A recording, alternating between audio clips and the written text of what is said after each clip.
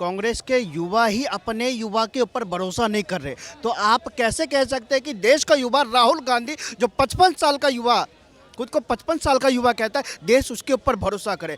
अधीर रंजन चौधरी जी कह रहे हैं कि ममता जी घमंडी है, घमंडी। या घमंडिया वाले कह रहे हैं, यह घमंडिया वाले कह रहे हैं कि ममता जी घमंडी है।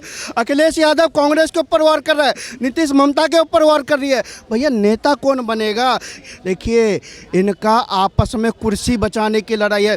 मोदी से ये लोग लड़ नहीं सकते और इनकी हिम्मत नहीं। मैं चैलेंज देता हूँ, ये लोग एक होकर दिखा दें। आकर देखिए तो जनाब राम मंदिर का निर्माण कह रहे थे तारीख नहीं बताएंगे, मंदिर भव्य बनाएंगे, ये लोग तारीख नहीं बताएंगे।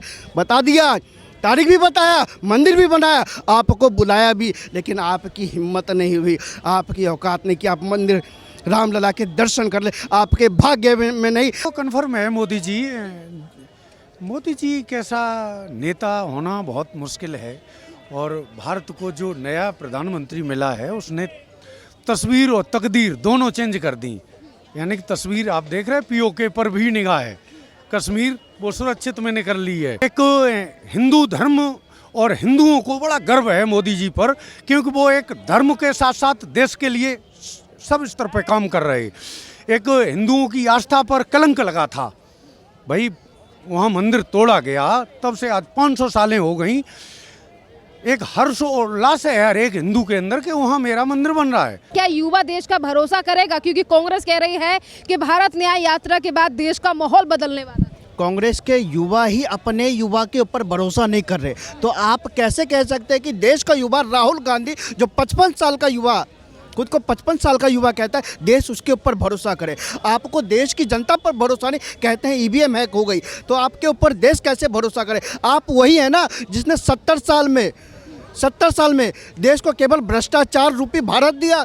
आप वही है ना जिसने देश को केवल जंगल राज देने का काम किया। आप वही है ना जिसने सैकड़ों टुकड़े पार्टियों के करवाए। आप वही है ना जिसने पीओके को पाकिस्तान को सौंपने का काम किया। आप वही है ना जो 40,000 वर्ग किलोमीटर हमारा चाइना छीन के बैठा था आपके शासनकाल में। आप कहते हैं युवा आपके ऊपर भरोसा करे, पहले आप अपने पार्टी के युवाओं को कहिए कि आप राहुल गांधी के ऊपर भरोसा करें, उसके बाद देश की सोचिए। देश की चिंता करने की जरूरत आपको नहीं है। देश की चिंता करने के लिए देश का प्रधानमंत्री बैठा है, देश का चौकीदार बैठा है। अच्छा ये बताइए, भारत न्याय यात्रा जो है वो राहुल गांधी मणिपुर से कर रहे हैं, क्योंकि कांग्रेस को कहीं ना कहीं लगता है कि मणिपुर में ही अत्याचार हुआ है और वहीं से यात्रा शुरू करने से जो है वो माइलेज मिलेगा लोकसभा। आप लोग, अफसोस है आप लोग उनसे यही माइक लगा के सवाल नहीं करती हैं। भारत जोड़ो यात्रा की बात करते थे, भारत जोड़ो यात्रा का नाम उन्होंने क्यों बदल दिया?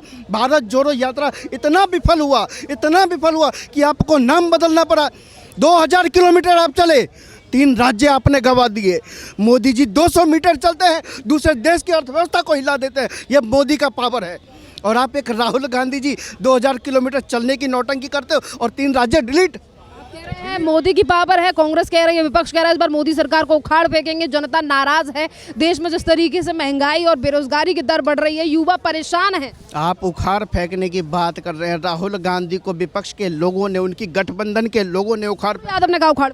अरे आप लालू यादव की छोड़िए ना, जिनके पांव कब्र में पड़े हैं, और कब वो ईडी का बुलावा आ जाए और कब वो फिर जेल में चले जाए, उनकी बात कौन मानता है? बिहार के लोग उनकी बात मानते नहीं। 9वीं फेल को उसने उप मुख्यमंत्री बना रखा है, आप उसकी बात मानते हैं? जाके देखिए ना बिहार में कितनी तानाशाही है। ये माइक पकड़ना गुनाह है बिहार के अंदर, लोकतंत्र के लिए आवाज़ उठाना गुनाह है बिहार के अंदर, शिक्षा के ऊपर आवाज़ उठाना गुनाह है बिहार के अंदर। कानून की तो पूछिए मत। जंगल राज का एक करारा जो कहते हैं ना हमारे पलटू चाचा, एक उदाहरण, एक एग्जाम्पल उन्होंने दिया है जंगल राज का। तो लालू तो पालू गया, लालू की बात मत कीजिए। अब ये गठबंधन वालों की बात, एक दूसरे का रार है। ममता बनर्जी अखिलेश के ऊपर, वो नीतीश के ऊपर वार करते हैं और अखिलेश भैया कांग्रेस राहुल गांधी के ऊपर वार करते हैं। इनकी सत्ता, गठबंधन बनेगा कैसे? ये गठबंधन ये कहता है कि जो गठबंधन है उसकी ताकत से डर गई है मोदी सरकार, इसीलिए हर नेता को ईडी का नोटिस भेजा जा रहा है। मुख्यमंत्री अरविंद केजरीवाल को चौथा नोटिस, वहाँ बिहार में लालू यादव को नोटिस, वहीं दूसरी तरफ अगर और राज्यों में देखें, पश्चिम बंगाल में जो उनके भतीजे को नोटिस, ईडी भेजकर जो है वो चुनाव लड़ना चाहती है बीजेपी। गठबंधन से आप कहते हैं मोदी जी डर गए।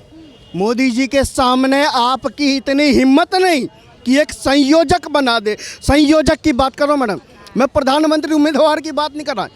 महागठबंधन की औकात नहीं, हिम्मत नहीं कि मोदी के सामने एक नेता खड़ा कर दे। ये तो इनकी असलियत है। ये कहते हैं मोदी जी डर गए। अरे भैया, ना नेता, ना नीति, ना नीयत। आप कहते हो मोदी जी डर गए।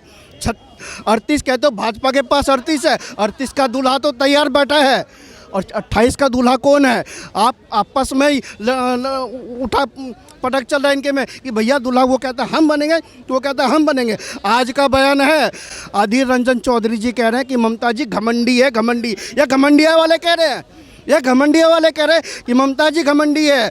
अखिलेश यादव कांग्रेस के ऊपर वार कर रहा है, नीतीश ममता के ऊपर वार कर रही है। भैया नेता कौन बनेगा?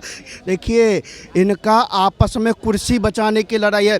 मोदी से ये लोग लड़ नहीं सकते और इनकी हिम्मत नहीं। मैं चैलेंज देता हूँ, ये लोग एक होके दिखा दें। हो ही नहीं सकते। 3 महीने चुनाव के बचे हैं, ये क्या एक होंगे? ये मोदी से लड़ने की तैयारी कर रहे हैं। अरे मोदी ने तो देश को कहाँ से कहाँ पहुँचा दिया। मोदी जी 2047 तक भारत को विकसित भारत बनाने का संकल्प ले चुके हैं। जब तक ये संकल्प पूरा नहीं होगा तब तक मोदी जी को देश की जनता सत्ता से उतरने नहीं देगी। ये जनता ने ठाना है। बार बार पे कहते हैं कि कोई वादा पूरा नहीं हुआ, मोदी सरकार सिर्फ कुछ चुनावी वादे करती है पर वो पूरे नहीं होते हैं। ये मोदी की गारंटी है। कहा था 370 खत्म, 370 को हटा देंगे, हटा के दिखा दिया। फायदा नहीं हुआ कश्मीर। फ़ायदे की मैं गिनवा दूंगा। आप कहते हैं फ़ायदा नहीं हुआ। लाल चौक के ऊपर तिरंगा झंडा फहराना था। आज कश्मीर का बच्चा हाथ में तिरंगा लेकर आए दिन चलता है, आए दिन चलता है। और वहाँ रामनवमी पे झांकियाँ निकलती है, रामनवमी के उपलक्ष्य में झांकियाँ निकलती है। तो बहुत बदलाव है। ये अगर बदलाव देखना हो तो जाके देखिए आप, वहाँ जहाँ बम के गोले चलते थे, हमारी दीदी प्रियंका गांधी और राहुल गांधी जहाँ बम के गोले चलते थे, वहाँ बर्फ़ के गोले से खेल रहे हैं। आप कहते हैं कश्मीर नहीं बदला। जाकर देखिए तो जनाब, कश्मीर कहाँ बदला है। इसलिए अगर कश्मीर बदला नहीं होता तो वहाँ आप जाते नहीं। कश्मीर बदल गया, इसलिए जहाँ बम के गोले चलते थे आप बर्फ़ के गोले खेलने को मजबूर है वहाँ पर। आप कहते हैं नहीं बदला। खैर यो छोड़िए, 370 कहा था भाजपा ने हटाएंगे, हटा दिया। महिला को आरक्षण देंगे, दे दिया।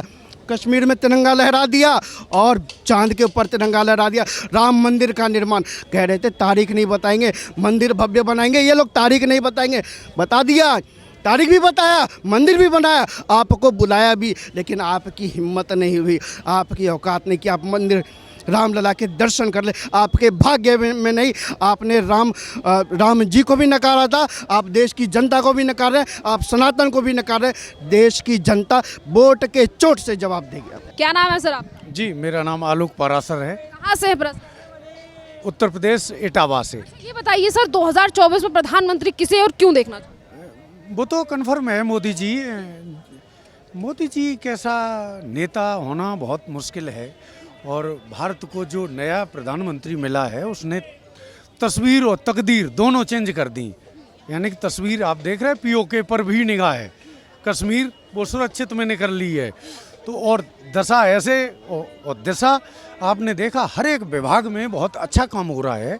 यानी कि भारत वास्तव में भारत बनता जा रहा है। तो इसलिए प्राइम मिनिस्टर मोदी जी ही बहुत अच्छे हैं और एक बार इन्हें और मिलना चाहिए। गठबंधन कह रहा है कि मोदी सरकार को उखाड़ फेंकेंगे, देश में महंगाई, बेरोजगारी, ऐसे ऐसे मुद्दे हैं जिससे देश खुश नहीं है। जी जी, ऐसा है। ये गठबंधन, प्राइम मिनिस्टर पहली बार मोदी जी बने थे तब भी ये गठबंधन यही कह रहा था, जीते।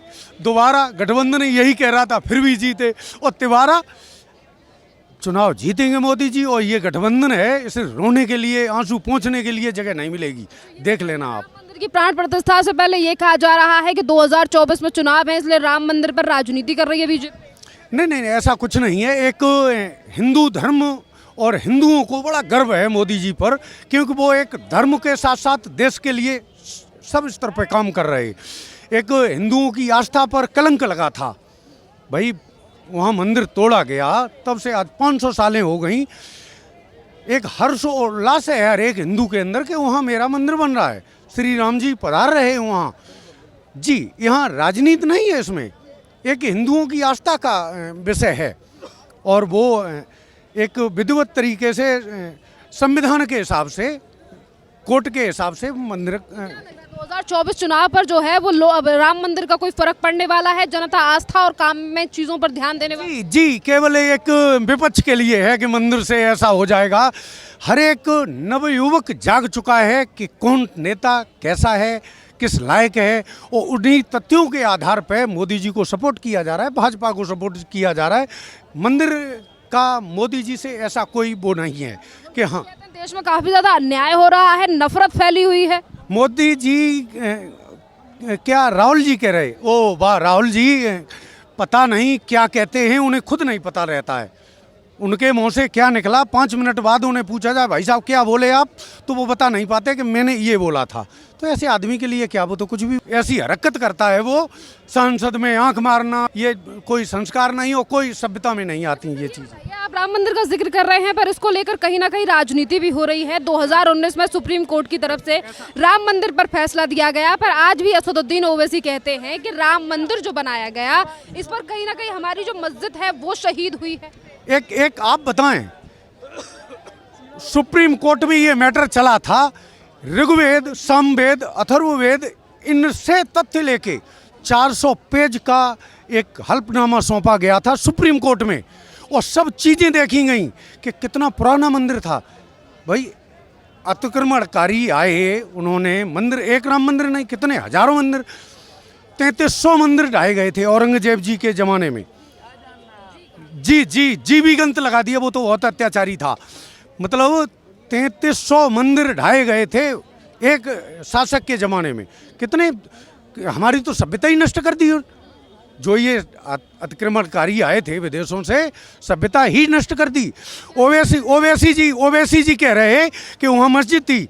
अरे एक तथ्य तो दे दो, एक साक्ष्य दे दो कि वहाँ मस्जिद थी। भाई सुप्रीम कोर्ट ने कोई पक्षपात थोड़ा ही किया, तथ्यों के आधार पर निर्णय सुनाया। पक्ष को नहीं भा रहा राम मंदिर, वो तो पागल बने फिर रहे पागल। एक सोच है उनकी कि मुस्लिम भाइयों को अपना के मैं जीत जाऊं, ये सोच थी उनकी। और हाँ, तुष्टीकरण में, और ये लास्ट पैगाम ये आ गया कि समेटते समेटते एक मुट्ठी भर रह गया। पड़ रहा है लोकसभा में भारी, कौन किसके पास, एनडीए या फिर इंडिया? हे भगवान, मतलब कहीं इर्द गिर्द में भी नहीं है ये विपक्ष, इर्द गिर्द में भी। और नहीं तो देख लेना आप, कुछ नहीं, केवल। क्या नाम है आपका? ओजस अग्रवाल। आप बताइए अग्रवाल जी, 2024 में क्या माहौल लग रहा है लोकसभा? लोकसभा का माहौल तो यही है कि जो है मोदी जी जैसे 5 चुनाव जीतने के बाद उनका काफ़ी पलड़ा भारी लग रहा है, और विपक्ष में एकजुटता हुई है। तो ऐसा नहीं है कि बहुत आसानी से मोदी जी जीत जाएंगे, तो अच्छा मुकाबला देखने को मिलेगा। विपक्ष लगातार कह रहा है कि इस बार जो है वो मुकाबला जमीनी मुद्दों पर होने वाला है, जनता के लिए काम नहीं किया मोदी सरकार ने बीते 5 सालों में। क्या कहें? देखो, वैसे चुनाव तो ज़मीनी मुद्दों पे ही होना चाहिए, पर यह है कि जो बेकार के मुद्दे हैं उन पे चुनाव हो जाता है, तो उससे देश का नुकसान होता है। तो सही मुद्दों पे चुनाव होना चाहिए। क्या लग रहा है यूथ किसके साथ है, मोदी, राहुल, विपक्ष? अभी ये है कि जो भी देश के लिए अच्छी तस्वीर पेश करेगा, जो अच्छा जिसका वो होगा, मैनिफेस्टो होगा, उसके साथ फिर हम मैनिफेस्टो आने पर जनता आपकी साइड। मैनिफेस्टो। क्या नाम है तो? राजवीर, कहाँ से है? मैं रोहतक से हूँ। रोहतक से। ये बताइए ताऊ जी, 2024 में प्रधानमंत्री किसे बना? 2024 में प्रधानमंत्री जो इंडिया है इसी का बनेगा, जो इंडिया गठबंधन है इसी का बनेगा। क्यों लगता है इंडिया गठबंधन बनना? इसलिए बनेगा क्योंकि जो मोदी जी जो कहते हैं ना वो पूरा नहीं करते।